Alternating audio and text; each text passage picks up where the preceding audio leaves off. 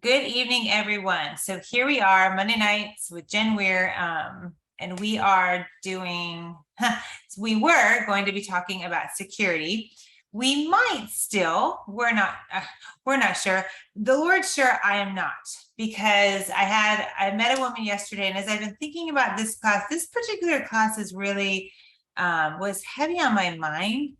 And so as I started thinking about this, I thought, okay, well, let's work with cinnamon. Let's work with Copaib. I had this really cool idea. Hey, let's just play around with our oil and just see how we can experience security, talk about your roots and meaning as you grow up. How you grow up really has a lot to do with how secure you feel. We all know with your parents, if you have both parents in the home versus one parent, whatever, all of that plays into the security. And there's this pyramid. I'm not a doctor or psychologist. I don't even like to pretend like I am one because I don't want to have too much credit in that way. So I do a lot of, let me see, how do I say, sort of in generals and, oh, there's this study or there's this thing, because I really do want you all to go look up this on your own. It's not for me being lazy. My God, I do so much research, but I really want to empower you to say, oh, Jen talked about this. I'm going to go look that up, see how that works. There's a method to my madness. But there's this pyramid that I've seen, and if somebody knows what it's called in the chat, please chime in, or y'all can look it up while we're talking. But it has this really cool basics. Like it starts out with your basic needs, your survival, right? What everybody needs is survival. And then it goes up and then up and up and up. And then like an ideal perfect situation all the way at the top. And I'm not remembering what's at the top, but the basic survival need. And this has always been so interesting to me because at the basic level, when we're talking about security, maybe it's people that I know. I don't want to make a general statement. Maybe I just hang around a lot of people who've had a really rough go. But it would seem to me in my experience that a lot of people, most people that I've met have had something happen at that bottom level of that pyramid, right? Where their security was just whoosh, ripped out from under them at a very young age. And so I say that because and if that's not your experience, and this might sound weird or foreign to you, then this is something maybe just sort of let it wash over you. Maybe I'm giving you this information for somebody else that you could share with them at a later date. But for those people who as children grew up, let's say, I'm just generalizing again, divorce, maybe we're not favored. I know I've shared with you guys a number of times that my husband was always told that his family had the perfect family until he was born. They had a girl and a boy. They had the perfect family. Why would they need Mark? And he was definitely a not wanted blessing. And it wasn't until I was married to him, so he was in his 30s, that I was like, stop that. That's a horrible thing to say. The damage had been done. So the security of knowing who you are and where you fit into your family, survival pyramid or Maslow's hierarchy. Thank you, Sherry. I knew one of you guys would come in the clutch for me on that one. Look that up. Do some research because you'll begin to see whether it's in yourself, maybe your family of origin, those types of things. So when we lose that security, that very basic need, think about it. All the other things at the top of the pyramid are wonky. So we don't have that structure. We don't have that base, the very foundation of what God designed for children to have all throughout their life. By the way, your security could have been rock solid, and then something happens maybe in your teens, maybe as a young adult, maybe as an older person, older meaning like 20s, 30s, 40s. I'm not saying like 70s or 80s, so that can be the case as well. At any time, security can be taken out from under you. Now, this is all the thoughts that I've had about security. So just with that in mind, I want to share with you what I'd come across a woman yesterday, then it started me down this rabbit trail of thought and prayer over you guys. And I do believe it goes together. Could be, we'll see. So last night I was at an event and I met a woman, and we've talked before. And she just happened to share with me, because people do that with me when I meet them for twice, and then they tell me their whole life story. It's a gift. I'm like, come on, tell me more, because I'm just such a sucker. I'm like, come on, I just want to know all about you. You're my new best friend. And really, that's truly how it ends up being. She shared with me, it was so weird. It just was off out of the blue. Now looking back, I'm realizing no, that wasn't, but that she had struggled as a young girl with suicide, which is a very dark and heavy thing to share with a virtual stranger. But you can see, like, in when you connect with somebody, you connect with somebody and they feel safe. The Lord has made, I guess, me a safe place for some people in that way. And she's like, I overcame it. I got saved and I've overcome it. And she was sharing with me now that as her life has begun to spiral, these crazy thoughts have come in. She's like, not that I would, she's like, I just know it's a lie. I know it's a lie, but I'm just struggling because things are so hard. And all I can think about is I just want to be in heaven and not, so I know that might sound dark and hard for a lot of you, but I share this because the point is, when the rubber meets the road and things get really difficult and they just keep being difficult, as this woman had shared a lot of things that were going on in her life, I can see that appeal. It's like, well, I don't want to do it myself, but I really just wish the Lord would be like, hey, you're done. Like, just go ahead and Enoch me and take me right out of here. That'd be just so great. And what I realized is, and I remember from the last time she and I spoke, that she grew up in a very secure home, so wonderful. Still, her parents, like in their 90s, it's just cracking me up. I'm like, and they do what now? Just kind of right now, well, what is their secret again? That wasn't for me to know, but her security had been ripped out from under her after 30 years of marriage. And it just kind of kept spiraling and spiraling. And it all came together in that really her security was not foundational for her as a child, because she didn't know who she was.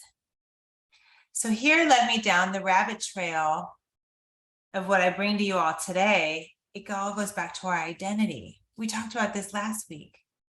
We discussed our name. You guys, I know all of you here watching now, and probably those of you who watch later would agree that identity, there is a war for our identity. There's a war for our children's identity. And I don't mean to bring up a rough topic, because I know it's a heated discussion, but when I meet people who struggle with identity, there's someone in my own family who is extended family who has struggled. And the truth of it is when someone struggles with the identity, they never were spoken over and affirmed in who they are. Period. End of story. And even if they were at birth, there is this cultural shift in the music, in the movies, in the imagery that we see that's just constantly bombarded. Okay, so we have to reaffirm our identity. In the case of my dear friend who I met last night, I met her a couple of times before, but if her identity was not rock solid, when it was ripped out from under her and all she thought, let's say, I don't know, this is totally a speculation and an assumption at this point, but if she was a mom, a wife, and and all these this is her identity, then when that's taken away, now what is she? And the pain of that being gone is so great. All of a sudden it snowballs, and then there's this insecurity, right? We were talking about security. And in this month, as I mentioned way back in September, if you're new, I have been working through emotions based on what the Hebrew calendar, what God's timing is. Not that he can't work on security and those types of emotions later on, and he surely does. But there's a sweet spot of a window of time, and right now, security and vision and all of that is so, this is the time. And so I want to ask you all just some questions as we talk about, just put a pause in my friend and talking about that.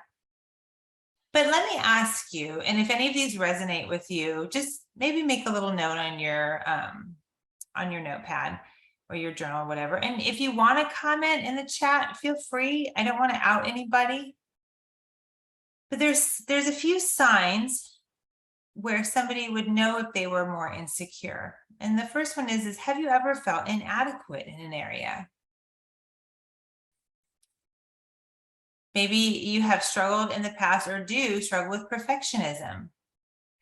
That is something that I had been well acquainted with. Are there times, or have there been times where you feel a little bit of envy or jealousy? A recovering perfectionist. Yes. Fist bump, sister. Yes. Ooh, and just on a side note to that, even if you are healed and have recovered from it, I like that you put recovering. There are times when it's like, this isn't perfect. And that's hard for me sometimes. But I recognize it, and that's so lovely. Another question is, have you been, or are you harsh and critical on yourself? That should be like a sub point, as I'm realizing now as I'm reading it, to the perfectionist. Do you shape shift depending on who you're with? This isn't like you pick up the Southern drawl because you're in the South. That's so hard not to do, because when they're talking to you and you're like, you just kind of, I don't know. Anyway, you meet their slowness, the draw or whatever of the Southern, and that's not it. It's more like maybe your political views, or things that you don't care for, and you become more accepting because you're in the company of other people. If it resonates with you, you know what I mean. Do you have a fear of rejection, or have you ever had that? It can look like people pleasing, can manifest in that way. Yeah, critical of yourself in many ways. Yeah, I get that so very much. And then lastly, do you self-sabotage? Sometimes we procrastinate on things, and it ends up because we're self-sabotaging. I have scores of grace now, as I've taught emotions for all these years, as I talk to people and I see them struggle with weight or sabotaging things. It's like, oh my gosh, all of that is emotions. And all of that really boils down to knowing who you are. And on the weight thing, I tend to feel like I need to speak to this often, is that God made us all different shapes, period. That's that. I think that a lot of women would not struggle, I'll use my air quotes, if they really knew who and what God made them to be. And as we age, absolutely. Self-sabotaging, perfectionist, body image issues. Yeah. All of this boils down to the security. And then really we don't know who we are. And a lot of what I share, probably 99% of what I share, is stuff I've walked through. You guys, I'm not somebody who just learns in a book and then just spouts off information. The Lord led me to teaching about emotions and being a coach, because He's healed me from a lot of stuff and is still continuing. I love that word, recovering whatever. And even today, if you know me, you might think, oh, totally secure. I have my moments. And there was a moment today where I felt really insecure about something. I was having a conversation with a friend, and she had said, hey, have you thought about doing this, that, and just made a very benign suggestion. And it just stewed. And I really respect this woman. All of a sudden it turned into like, I'm not good enough. Oh my gosh, what must she think? I thought, oh, of course, I'm doing a class tonight. Of course it's going to rear its ugly head. Okay, and we're going to pray about this, use our oil, sit for a moment, and oh, I felt so much better. Reached out to a friend, and then there we go. And so we have to be able to at least get to that point where we can recognize something for what it is and why it's happening. and then we can move forward in our healing. Now, here's another woman. This is a funny little story, but I'm praying you see the truth in it. It all has to do with identity. So my daughter works at a restaurant, and I found out from my son and her work at the same restaurant. They have this woman who's Jewish, and they talk about the feast because we super love doing the feast. And so the kids share, because they don't work on Saturday. And that's a big topic in a restaurant. Like, why did you have to work on Saturday? Like, well, my family takes Sabbath, and we choose to do it on Saturday. And that's another huge topic. What, are you Jewish? No. Well, why do you, so then there's this other, we're really adopted into the Jewish family. And so they're like, 19 and 21 trying to explain, it's different for them. In any case, so there's this woman there who's Jewish. I'm like, oh, what's her name? I'm fascinated by Jewish people. I just want to know all about their history. It's like, I just want to sit with them. Like, you're God's chosen people. Do you know how special that is? And on and on. My son gets along with her. Apparently, as it turns out, my daughter does not. There's a lot of competition, which just makes me giggle because I know my daughter, and then I can only imagine this lady. And then at one point, my daughter says, Mom, she just walks around like she is all that and da-da, and she just, whatever. And, apparently is very confident.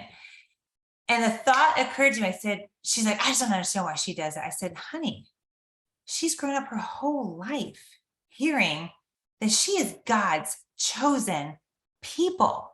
She is all that. And I started explaining to her, because I worked in Santa Monica for a long time, and most of the people I worked with were Jewish. And they were very confident. They were always told, you are the head and not the tail. You better be the top of your company. You can be a doctor, lawyer, accountant, all the big things. There's even studies. Are you guys aware that there's studies that have been done? I think it's called the Jewish effect or the Hebrew effect, something about how they're the smallest percentage of the population, but they've made the most inventions. They're the top earners in the world. I mean, it's really a fascinating thing. And I'm like, okay, yes, they have God's favor. And yet they're also told that they're chosen. They're special.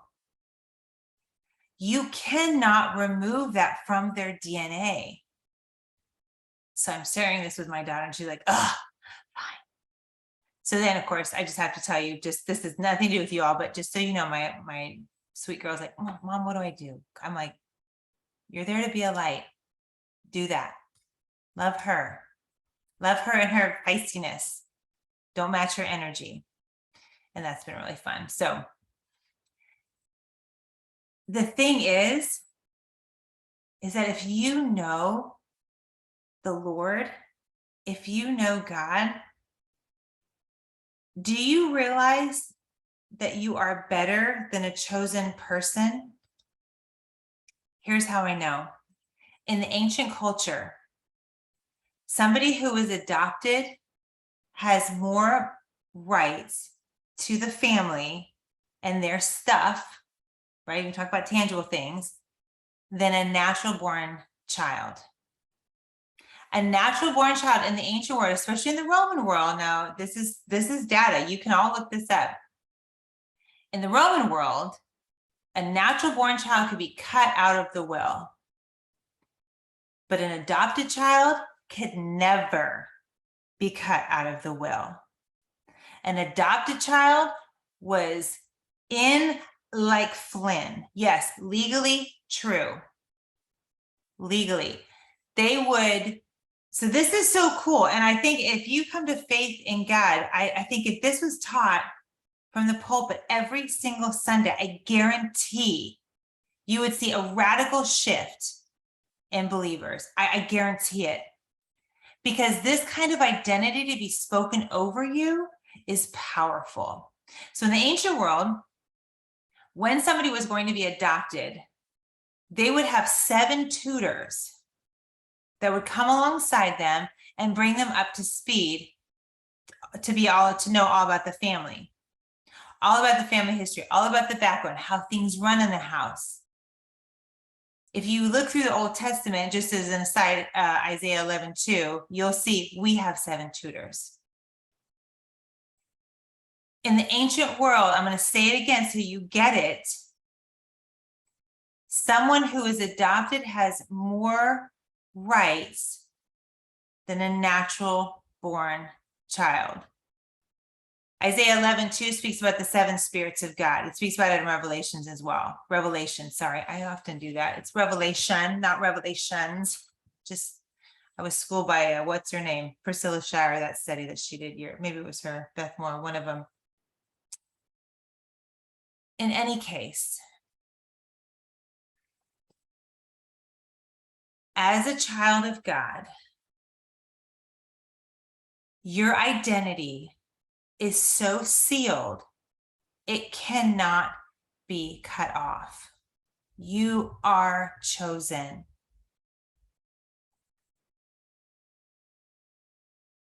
You have tutors all around you that are trying to bring you up to speed. The voices that have been spoken over you, that have been speaking over you, I should say, or somebody that you're counseling or coaching, for those of you who do that, anyone you're talking to, those voices have gotten more and more and more. Not necessarily louder. That's not true. It can be a small whisper. It can be a loud voice. But the voices are more and more. It's the repetitiveness of it. We have to hear something 12 times the exact same way for it to become part of us. And so if you hear, oh, I love you. Yep, you're special. You're special. That's great. But just to hear you're special and I love you is just not enough when you have all these other voices. Think about it. When you have, let's say, maybe a parent who says, I love you, once a day or whatever, and then, but wants you to get good grades because they want you to do that. Sometimes a child, not always, sometimes children wonder, will they still love me if I get an F?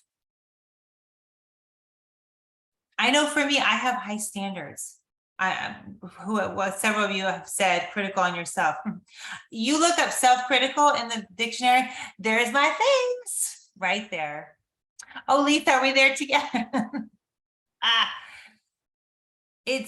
It's that performance mentality, which is another area, by the way, in this month, in this season, in the Hebrew calendar, that God means to correct and heal and free us from.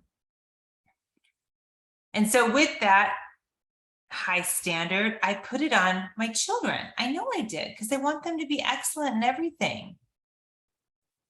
And yet there are times I realize as I watch my oldest one and some of the others, I see, oh, I never really gave the message that they were loved unconditionally in that way if they failed or whatever. So we've had to do a little backpedaling, like, oh my gosh, no, if you fail, no biggie.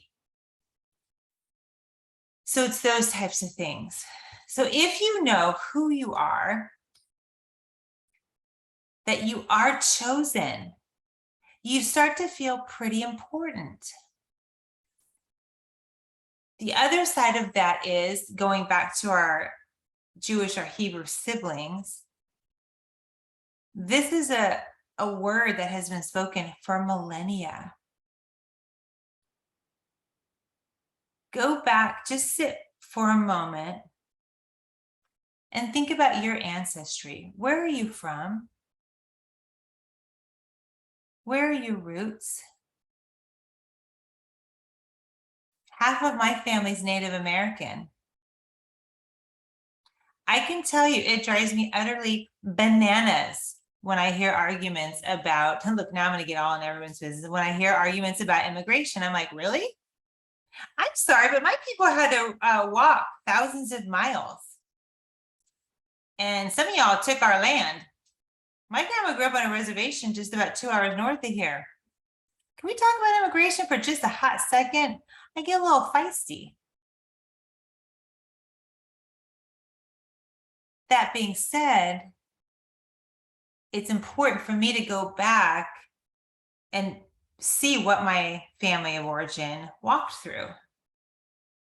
If you come from a family that land was ripped out from you, or you were ripped from your land, that speaks to that DNA identity.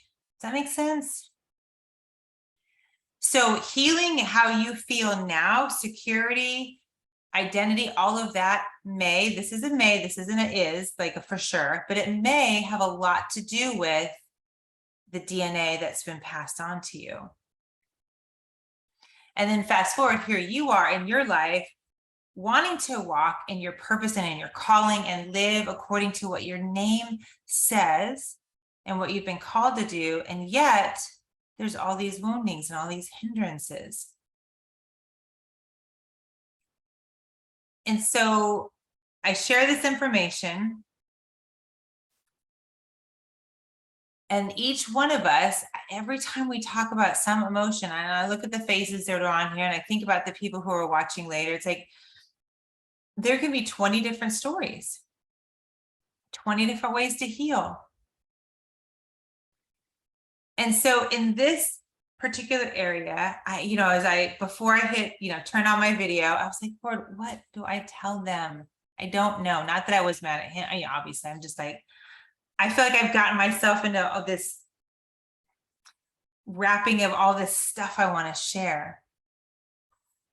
And it was this: you need to make room for him. You need to make room for him to heal you in your identity, which will help with security.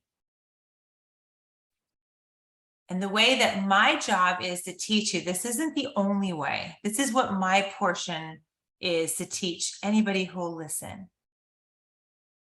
It's to offer essential oils and say, these oils will help cut through the nonsense that has been spoken over you over and over, that has established thought patterns, that has ruined and taken away your identity.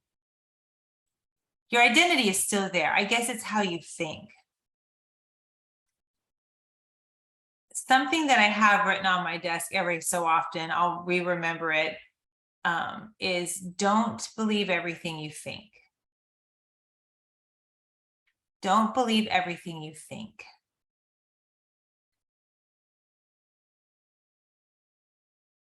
The second thing is believing is seeing. In the last, where are we? 120, 150 years, we're in a very seeing is believing, science sort of prove it culture, worldly. I mean, not just the United States, but really globally speaking, prove it. How many people have sought to disprove God?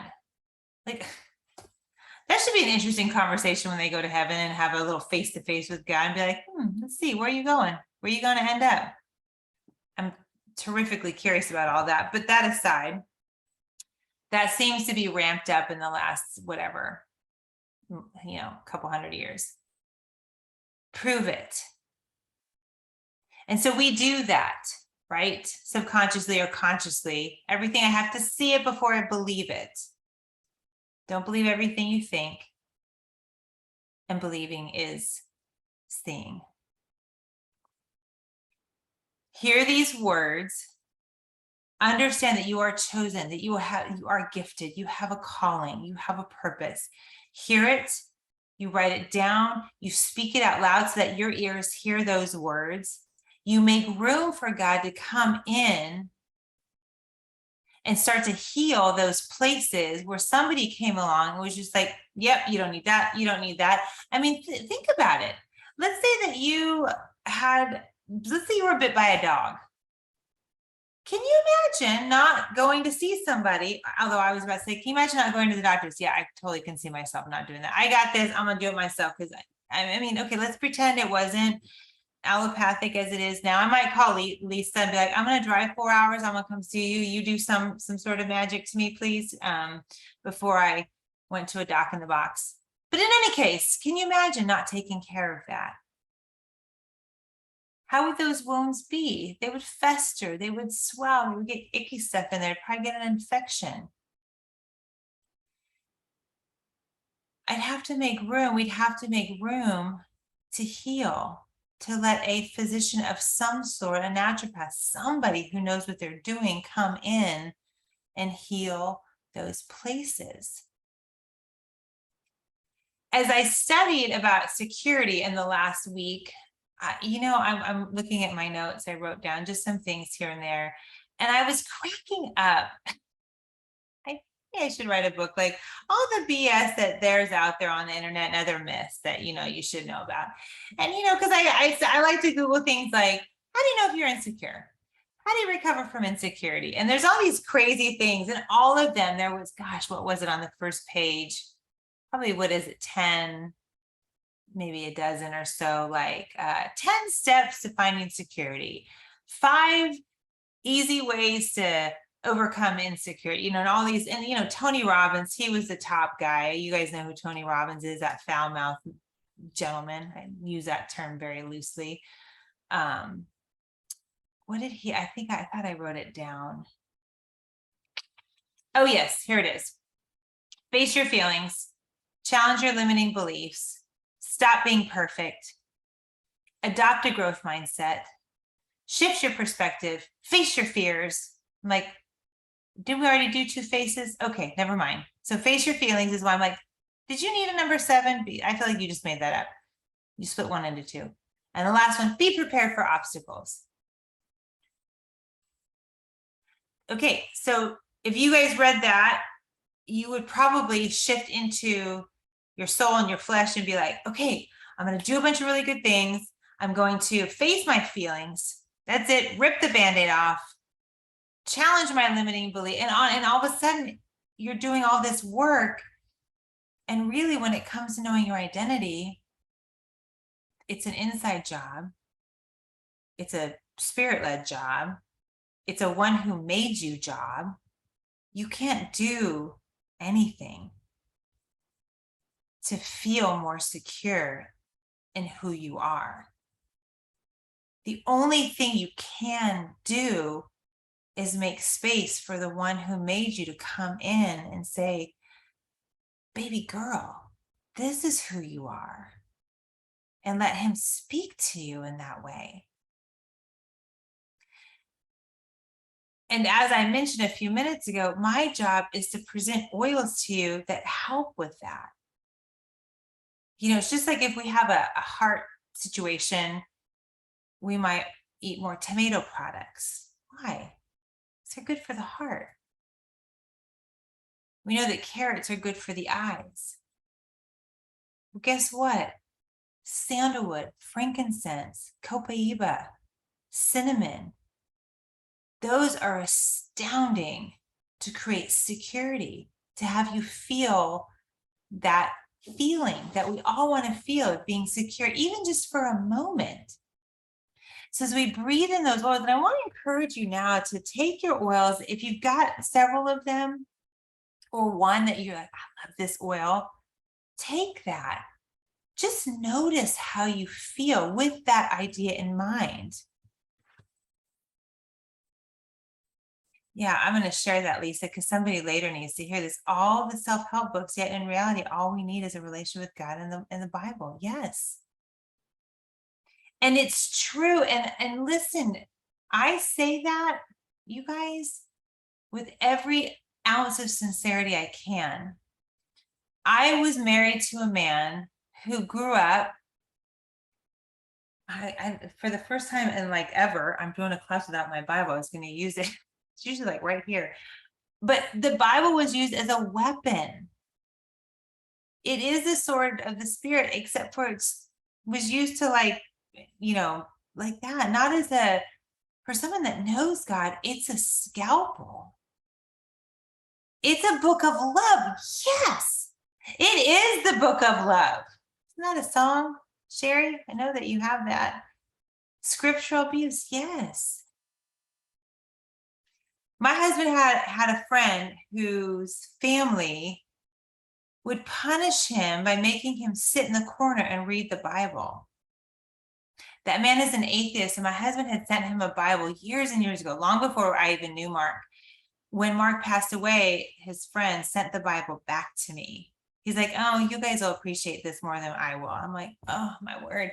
So he took that Bible, I'll have to send you guys a picture or text it to y'all. But we took it and we've cut it up. And at the beginning of the year, I shared it with anybody. I said, just give me a number. I'm going to send you a page in the Bible, and just to see what God does with that one page. And so we did that with my family. And then we have obviously a lot of it left. So the kids and I decoupaged a couple weeks ago a dining room table. So half of it has Mark's Bible on, the other half, and we put some gold leaving. It's really cool. So every night, when we sit at dinner or when I eat there, I'll think about that man and pray, right? That someday God, I know God wants to grip his heart, but there's so much abuse there. Just on a funny note, I did want to put my two boys next to the one, like, how beautiful and pleasant it is for brothers to dwell in unity together. But then I thought maybe that was a little bit manipulative, so I didn't do that. I don't even think that verse is there, but I did tell them that. Anyway, so you take your oils and you make room. We have an oil, Sacred Mountain. I don't know how many of you who are on here now have used this before. You've got it, Deb, and you've got it, Wendy. Oh, you put it on top of your head. Nice. You do too, Yvonne. My mom shared this with me, and she was all about the Sacred Mountain. She used Sacred Mountain more than she used White Angelica for that purpose, to just protect her energy around her. And my mom, if you've all met my mom, she is not a woo-woo person at all. Like, to hear her talk about energy or anything, it just makes me laugh. I'm like, okay, Mom. But she's awesome. She'll use it on herself before she goes and works with the horses and all of that. But the thing with Sacred Mountain, and it is comforting, it's helps with security, it helps with anger, all of those emotions that security, a lack of security can create, Sacred Mountain assists in. And it's got ylang ylang, I think cedarwood, spruce, and then I want to say a balsam something, maybe balsam grand, or is it Idaho blue spruce? One of those. Well, maybe that is. In any case, it's a tree oil, and it's so grounding. Idaho Grand. Thank you, Michelle. I appreciate that. Idaho Grand fir. And when you breathe those in, I mean, if you just close down your eyes, if you have the oil or any type of a tree oil, you know that there's just a connection and a rooting that starts to take place. And so when you do that, you don't feel so manic. Your soul doesn't feel like it's running around everywhere. Ooh, that's, yeah. Meditation and prayer oil for Sacred Mountain. That's a good idea. I love that. But when you sit with your oils, just whichever you choose, whether it's Sacred Mountain, sandalwood, copaiba, cinnamon, frankincense, do you notice just a feeling of strength and maybe protection? You see, these oils, you all know this. It just, again, 12 times hearing the same thing over and over for it to sink in. But these oils go in past the blood-brain barrier, into our limbic system, through our olfactory, right into all of this, right next to where memories are stored. And it unlocks memories that may have been buried for a long time. And listen, there was a time in your life that your heavenly Father, not your earthly father, your heavenly Father spoke your name and called you into existence and knit you together. You remember that. That is in you. If people who walked the trail of tears can still feel the emotion from their ancestors, and people whose ancestors were slaves and ripped from their nation or have been mistreated here, if their ancestry down the road can feel that, you can remember your father speaking your voice, your name. And so as you breathe in these oils, make space for him to say, remember. Make space in there. Let those oils unlock that memory that has been so buried. And as you continue to breathe, make space for all of those identity thefts. That's funny, actually. Make space for the identity thieves to be erased away. That's the coolest thing about our oils, is it unlocks these stunning emotions and memories. And as you breathe them in, right, if we do the AFT portion, right, where we start to breathe in with purpose and intention, or we know the emotion and the feeling in our body, and we just use our oils and say, just take it away, wash it away. And we do that over and over. Eventually, it's like a magic eraser, and they're gone. And just as Deb shared, using the Sacred Mountain for prayer and meditation, or whatever oil you choose, all of a sudden that security, that feeling of being chosen, called, gifted, rises up in your soul and in your spirit. And all of those times of feeling inadequate or feeling like you need to be perfect or having a moment of jealousy or being critical, those times become less and less. And all of a sudden the security comes in and you're like, I know who I am. I'm not dealing with you, whoever you are, is nonsense. Identity has got to be taken back. Your identity, really knowing who you are.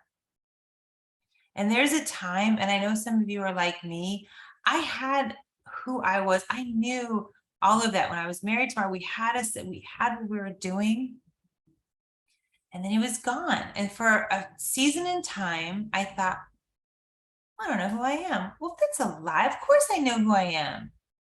Being married to my husband did not make me who I was.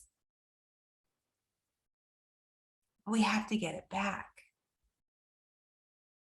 So take some time, even now, keep breathing in your oils. I'll keep yammering. I'm sure God will put something in my mind.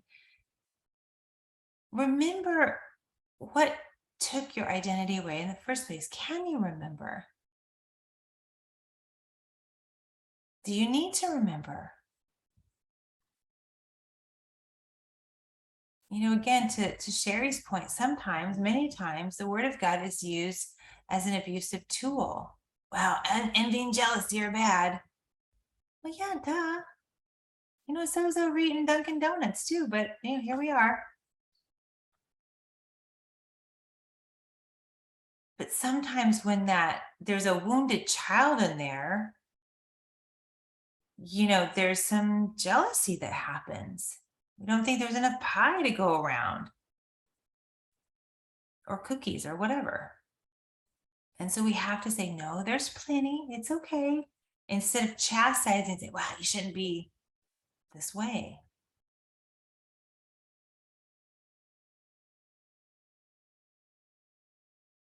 Remember what your name means.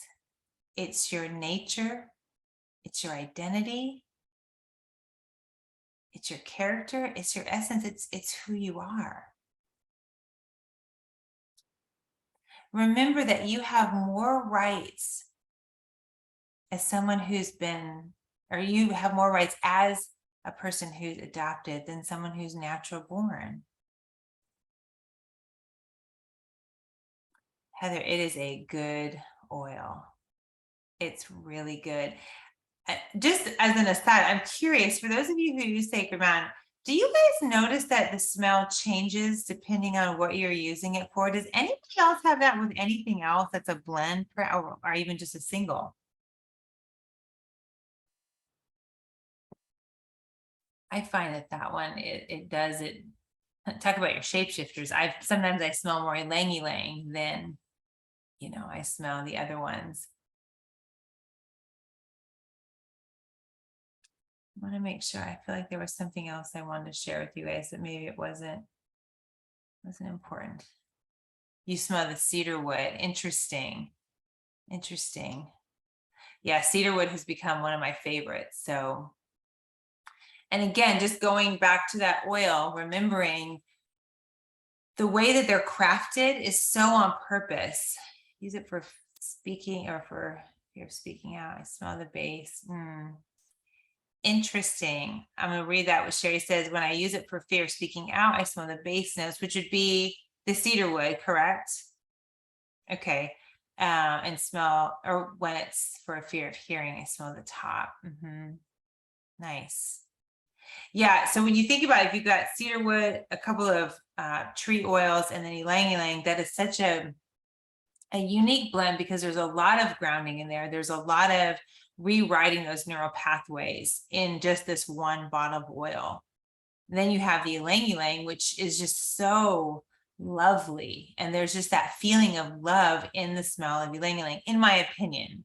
I'm not sure how many of you love that oil as much as I do, but I was putting it on the other day and it was sort of amusing. Like, I remember buying this from a friend who lived in England. This was in 2018, I think. It was out of stock, but she lived in England and they had it, and she was coming to the States and said, if you get me this, I'll get you. I think we even traded like a coaching or something over it. I was so desperate for ylang-ylang, but that was free. There you guys go. Talk about your addictions, right, to oils, the things we do for our oils. Most self-help books out there, as we mentioned, has 100% to do with our effort. But that's just not how God operates. It never is. It just never is. You can say your affirmations all you want and just try really, really hard, but you have to make room. The other thing is, and I'll leave you with this, is that sometimes we can get so stuck on the past, and I'm talking to myself, I see myself here on the camera, so I'm listening up. Sometimes we can get so stuck in the past that we forget the word of God says, forget the former things. Forget it. Press on. Press on. My friend Brenda, that we do the prayer group with, for those of you guys who are in that group, we were talking today and I said, I don't want to ask you for prayer requests. And immediately I said, oh, right. Because anytime I run a group, it's like, oh, I'm just running this group and probably it doesn't look like people can ask for prayer. So anyway, if you're in there, please do so. But I said, I'm gonna share tonight. Like share like the things that you love, so the things that God's done, like, from Psalm 105, telling the wonders, his miracles he's done. And then she said something so neat. She says, yeah, and then let's talk about sharing things like asking for prayer. How did she say? Asking for prayer requests so that we don't live on yesterday's manna. I was like, now isn't that everything? That was Brenda. That was not me, you guys. I mean, don't live on yesterday's manna. Don't live on yesterday's glory story. Every day has a miracle of its own. I don't know how many of you walked with me last year through 21 days of seeing miracles. And it occurred to me that, we look at miracles as like these just really grand things. And maybe we're always waiting for the dead to raise or the miraculous, uptick in our bank account. And we say, well, that's the miracle. When breathing is a miracle, as it turns out. Seeing how everything works and really just noticing the little things throughout the day as little teeny weeny miracles. And that sets the stage for the biggies, right? Anyway, that was just interesting. Any questions before I push stop on the recorder?